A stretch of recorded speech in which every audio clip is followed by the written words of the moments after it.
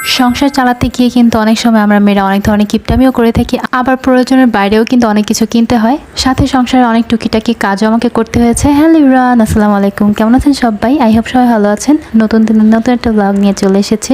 আমরা মেয়েরা সংসারটাকে যেমন সাজাতে গুছাতে পছন্দ করি, তেমন টুকিটাকি কেনাকাটা থেকে শুরু করে সব কিছু কিন্তু নিজের হাতে করতে বেশি পছন্দ করি। আমার তো বেশ ভালোই লাগে। মাসের শুরু থেকে গ্রোসারি আইটেম থেকে শুরু করে সব কিছু খুঁটিনাটি যা যা লাগে আমি ট্রাই করি আমি নিজের হাতে কেনার জন্য। মাসের শুরুতে যেটা আর কি প্রয়োজন গ্রোসারি আইটেমগুলো দেখা যায় মাসের শুরুতে ট্রাই করি একটু বেশি করে কেনার জন্য, দেন শেষে যদি একটু শর্ট পড়ে তখন দেখা যায় যা যা প্রয়োজন সেটা আবার কেনা হয়। কোনো কোনো মাসে দেখা যায় যা যা কেনা হয় মাসের শুরুতে গ্রোসারি আইটেমগুলো, তার থেকেও আবার দেখা যায় অনেক কিছু থেকে যায়।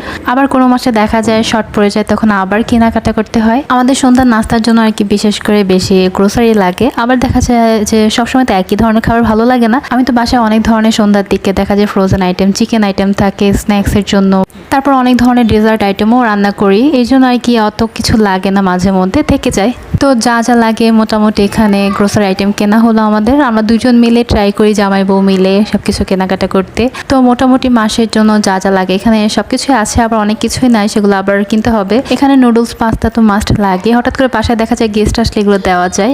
আমার কাছে মনে হয় noodles pasta shortcut and easy একটা রেসিপি।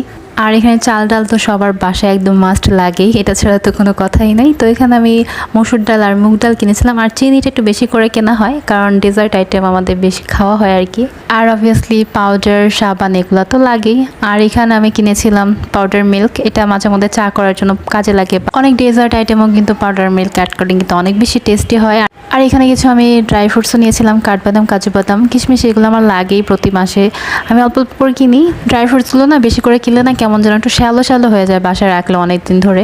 আর এখানে বাটারও কিনেছিলাম, আর আমার জামার জন্য এখানে শ্যাম্পু কিনেছিলাম। আর এই হেয়ার অয়েলটা আমার জন্য মাস্ট, কারণ আমার অন্য কোনো হেয়ার অয়েল ইউজ করলে আমার মাথায় চুল পড়ে যায়, তো এটা আমার জন্য একদম বেস্ট। দেন সব কিছু গুছানোর পর টেবিলটা একদম ময়লা হয়ে গেল, তো সেটাও ক্লিন করে নিচ্ছি। গ্রোসারি আইটেমগুলো কিন্তু 2 দিন আগে কেনাকাটা করা হয়েছিল, ওইভাবে পড়েছিল, আমি সুযোগই পাইনি এগুলো গুছিয়ে রাখার মতো। দেন আজকে মনে হলো যে সব কিছু গুছিয়ে রাখি, আর একটু পরে হেল্পিং হ্যান্ডও আসার সময় হয়ে গেছে, তাই যা যা ক্লিন করা দরকার সব কিছু আমি আগে করে রাখছিলাম।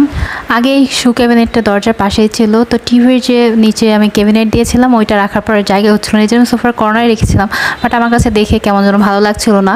আর টেবিলের এই পাশটা আমার সেই ক্যাবিনেটটা ছিল যেটার উপরে ওভেন রাখতাম, মানে ওই ক্যাবিনেটটা মাল্টিপারপাসে ইউজ করা যেত। তো যেহেতু টিভির নিচে আমি দিয়েছি শু ক্যাবিনেটটা, যেহেতু সোফার সাইড আমার ভালো লাগছিল না, তাই এই পাশটা দিয়ে আমি ওভেনগুলো রাখতে পারছি, আমার জায়গাটাও সেভ হচ্ছে। অনেক কাপড় আমার টিভি ক্যাবিনেটটা সম্পর্কে জানতে চেয়েছেন, এটা আমি ডিটেলস একটা ভিডিও দিব আপনাদের সব কিছু জানার জন্য। দেন গ্রোসারি যেগুলো ছিল ওগুলো আমি কিচেনে সুন্দর মতো সাজিয়ে রাখছিলাম। আর